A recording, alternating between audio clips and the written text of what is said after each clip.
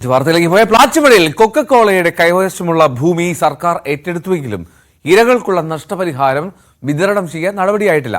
2009 സർക്കാർ നിയോഗിച്ച ഉന്നതാധികാര സമിതി ശുപാർശ ചെയ്ത നഷ്ടപരിഹാരമാണ് ഇരകൾക്ക് നിഷേധിക്കപ്പെട്ടത്.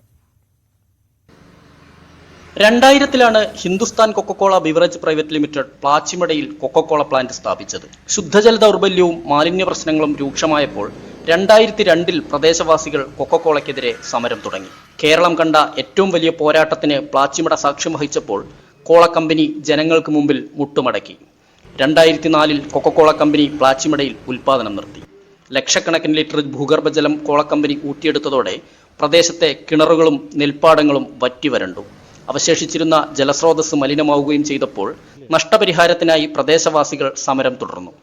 കൊക്കക്കോള കമ്പനിയുടെ ചൂഷണത്തിനിരയായ ജനങ്ങൾക്ക് 216 കോടി രൂപ നഷ്ടപരിഹാരം നൽകണമെന്ന് 2009 കേരള സർക്കാർ നിയോഗിച്ച ഉന്നതാധികാര സമിതി ശുപാർശ ചെയ്തെങ്കിലും നടപടിയുണ്ടായില്ല. ഇതിനിടെ കഴിഞ്ഞ ദിവസം കൊക്കക്കോളയുടെ കൈവശമുള്ള 35 ഏക്കർ ഭൂമി സർക്കാർ ഏറ്റെടുത്തെങ്കിലും നഷ്ടപരിഹാരത്തിനായി 2 പതിറ്റാണ്ടിലധികമായി സമരം ചെയ്യുന്ന ഇരകൾ അവഗണിക്കപ്പെട്ടു.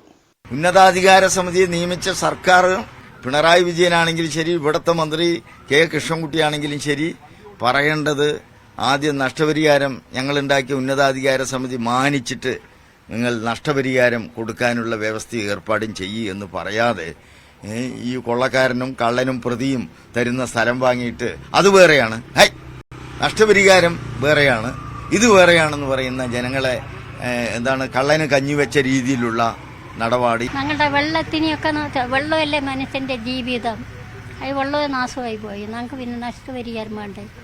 എല്ലാം പിന്നെ വേണുകേട്ടൻ പറഞ്ഞ പോലെ എല്ലാമേ നഷ്ടമായി പോയി. ഞങ്ങൾക്ക് ഈ നഷ്ടപരിഹാരം വേണ്ട സാറേ. ഞങ്ങൾ അതുകൊണ്ട് തന്നെ ഈ പന്തലിൽ ഇന്ന് വരെയും ഞങ്ങൾ ഈ പന്തലിൽ ഉപയോഗിക്കുന്നു. അവർ ഇന്ന് വരെയും ഞങ്ങൾക്ക് നഷ്ടപരിഹാരം എന്താണെന്നുള്ളത് അന്വേഷിച്ചിട്ടേ ഇല്ല. പെരുമാട്ടി പഞ്ചായത്തിലെ പ്ലാച്ചിമടയിലുള്ള കൊക്കക്കോള കമ്പനിക്ക് മുമ്പിൽ സമരപ്പന്തൽ ഇപ്പോഴും സജീവമാണ്. ലഭിക്കുന്നതുവരെ സമരം തുടരാനാണ് ഇരകളുടെ തീരുമാനം. ജലചൂഷണം നടത്തിയും മാലിന്യങ്ങൾ തള്ളിയും ഒരു ജനതയെ ദ്രോഹിച്ച കൊക്കക്കോള കമ്പനിയെ കെട്ടുകെട്ടിച്ചെങ്കിലും സർക്കാർ ഇപ്പോഴും ഇരകൾക്കൊപ്പമല്ല എന്നതിന്റെ തെളിവാണ് 22 വർഷമായി പ്ലാച്ചിമടയിൽ തുടരുന്ന സമരം.